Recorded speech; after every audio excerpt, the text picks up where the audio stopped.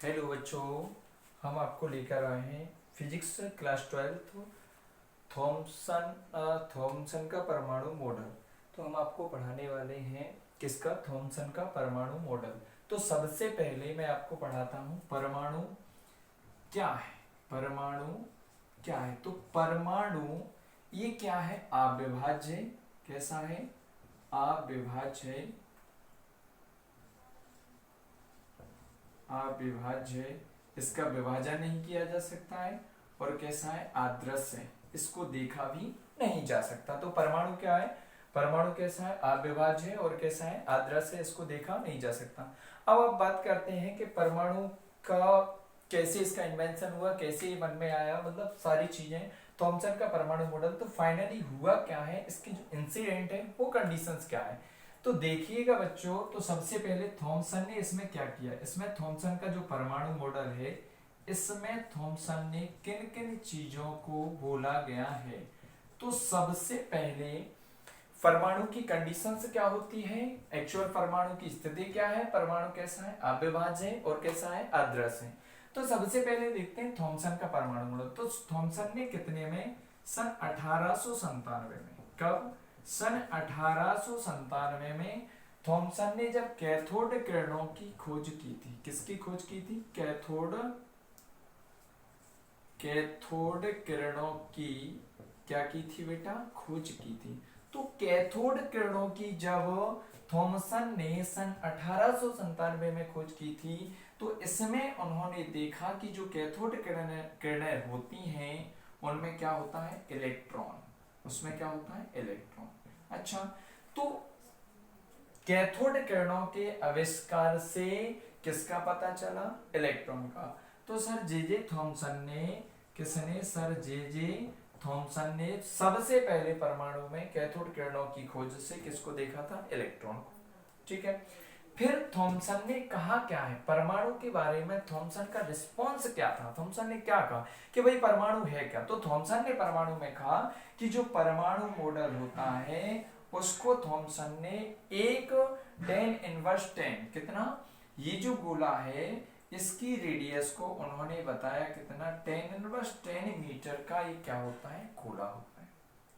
10^10 metre का एक खोखला गोला होता है। और इसमें थॉमसन ने क्या कहा? और इसमें इलेक्ट्रॉन पूरे गोले में समान रूप से क्या होते हैं? वितरित। और इलेक्ट्रॉन पूरे गोले में समान रूप से क्या रहते हैं? वितरित। लेकिन इसमें थॉमसन ने एक बात और कही कि जितने इसके अंदर क्या होते हैं? इलेक्ट्रॉन वितरित होते हैं, मतलब ये क्या है? एटम्स, परमाणु है। तो परमाणु की थॉमसन साहब ने क्या कहा था? थॉमसन साहब ने परमाणु का ये कहा था कि आपके पास 10^10 मीटर का एक गोला है, इसके अंदर इस गोले के पूरे आयतन में जो हमारे इलेक्ट्रॉन हैं वो क्या है? समान रूप से वितरित है। कैसे है? समान रूप से वितरित है। अच्छा ठीक है। फिर उन्होंने ये कहा था कि इसमें इलेक्ट्रॉन के साथ साथ प्रोटॉन भी इसमें समान रूप से क्या होते हैं? वितरित होते हैं। प्रोटॉन भी क्या होते हैं? समान रूप से।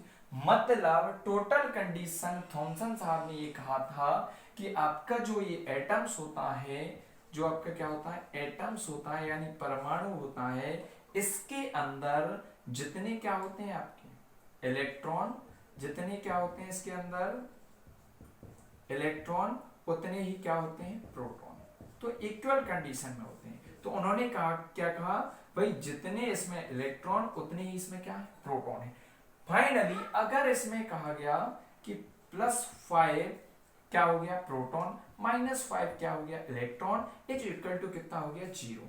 तो इन्होंने कहा था जो हमारा परमाणु होता है बेटा, जो क्या होता है? हमारा परमाणु होता है, तो परमाणु कैसा होता है? उदासीन। परमाणु कैसा होता है? हमारा उदासीन होता है।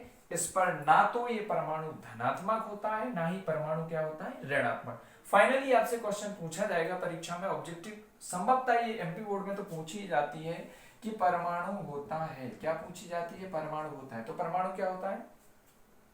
परमाणु क्या होता है?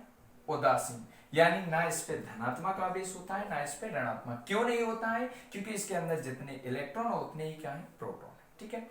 अब थॉमसन का परमाणु मॉडल क्या था आपको समझ में आ गया होगा। उन्होंने कहा था एक 10^10 मीटर का एक खोखला गोला है और उसमें जो इलेक्ट्रॉन है वो समान रूप से क्या है वितरित, और धनावेश भी क्या है समान रूप से वितरित है। ठीक है, इनकी सफलताएं क्या थी। अब अपन थॉमसन के परमाणु मॉडल की कुछ सफलताओं पर चर्चा करते हैं और कुछ किस पर करते हैं, असफलताओं पर। तो सबसे पहले अपन किस पर चर्चा करते हैं, सफलताओं पर। किस पर करते हैं, सफलताओं। तो भाई पहली सफलता इनकी यह थी कि थॉमसन ने कहा कि परमाणु के अंदर क्या होते हैं, इलेक्ट्रॉन। भाई इसमें इलेक्ट्रॉन होते हैं, आपने तापायनिक उत्सर्जन पढ़ा होगा। अगर इसको हम हीट देंगे तो इलेक्ट्रॉन्स को क्या है, एनर्जी चाहिए होती है। अगर इसको हीट देंगे तो इलेक्ट्रॉन क्या होने लगेंगे, परमाणु से बाहर निकलेंगे। इलेक्ट्रॉन क्या होंगे, परमाणु से बाहर निकलने लगेंगे। तो इनका जो थॉमसन के परमाणु मॉडल की सफलताएं थी वो पहली क्या थी, तापायनिक उत्सर्जन। पहली क्या थी आपकी, तापायनिक उत्सर्जन। और उसके बाद इन्हों की एक और क्या थी, प्रकाश विद्युत प्रभाव की व्याख्या। प्रकाश विद्युत प्रभाव की व्याख्या। तो इससे क्या हुआ, थॉमसन के परमाणु मॉडल से अपन को क्या क्या मिला, तापायनिक उत्सर्जन मिल गया, ये दूसरा क्या मिल गया, प्रकाश विद्युत प्रभाव की व्याख्या। तो ये थॉमसन के परमाणु मॉडल की क्या थी, सफलताएं। तो अपन को थॉमसन के परमाणु मॉडल की सफलताएं और असफलताएं दोनों को पढ़ के चलना है। ऐसा नहीं है किसी हम एक चीज को फोकस करेंगे। ठीक है, अब इनके दोष क्या थे, देखिए ये तो हो गई थॉमसन के परमाणु मॉडल की क्या सफलताएं। अभी अपन ने जो थॉमसन का परमाणु मॉडल है उस पर उनके सिर्फ पॉजिटिव रिस्पांस की बात की कि उन्होंने सन 1897 में ये सब चीजें हुई, फिर उन्होंने परमाणु थॉमसन का परमाणु मॉडल दिया। इसमें असफलताएं क्या थी भाई, इनकी असफलताएं भी देख लीजिएगा। तो थॉमसन के परमाणु मॉडल की असफलताएं थी वो क्या थी, थॉमसन ने एक तो ये इस चीज को फॉलो नहीं कर पाए, जो रदरफोर्ड थे, कौन थे, रदरफोर्ड। भाई रदरफोर्ड ने सन 1911 में एक एक्सपेरिमेंट किया था, 1911 में, अल्फा कण प्रकीर्णन प्रयोग। कौन सा, अल्फा कण प्रकीर्णन प्रयोग। ये किसने किया था, रदरफोर्ड ने। तो रदरफोर्ड ने जब इस एक्सपेरिमेंट को किया था इन्होंने, तो उसमें देखा था कि अल्फा पार्टिकल्स को एक सोने की फॉइल पे डाला और उसमें से ज्यादातर alpha particle through pass out हो गए, संभवतः बहुत ही निकल गए थे, यानी आपके 99.86% इलेक्ट्रॉन थ्रो पास आउट हो गए। उसमें से कुछ सम पार्टिकल्स, बिल्कुल बहुत ही कम, एक जो अल्फा पार्टिकल्स था वो डेटा आया। अब रदरफोर्ड ने देखा कि भाई जब सब निकल गए तो ये जो थॉमसन साहब कह रहे थे कि नहीं, जो परमाणु मॉडल होता है इसमें इलेक्ट्रॉन क्या होते हैं, जगह जगह वितरित होते हैं, लेकिन नहीं।